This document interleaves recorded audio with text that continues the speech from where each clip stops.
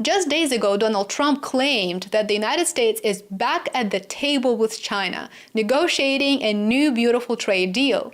Asked who exactly met with the Chinese officials, he shrugged. He said, "It doesn't really matter who they are," said the US president. Hours later, Chinese officials dismissed the claim entirely, calling reports of any talks groundless. In this high-stakes standoff, it is becoming clear China believes that it is winning the trade war, and they might be right. It is a telling sign of just how out of sync the US is with its supposed adversary, and just how little urgency China feels to come to the negotiating table. Trump once declared that, quote, "trade wars are good and they're easy to win."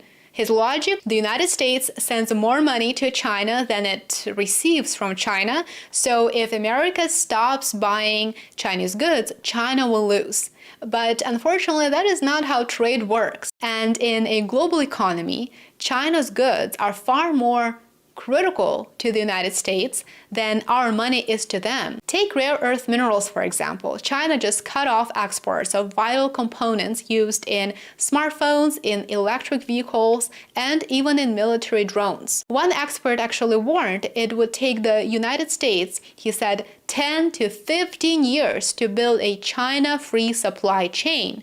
But many US firms can't wait that long.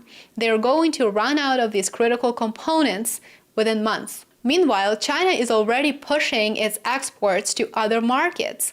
It is adapting, it is diversifying and waiting it out. And it's not un-American to admit this. It is un-American, I would argue, to want to silence those who point out the inadequacies in our policies that ultimately harm you and your families.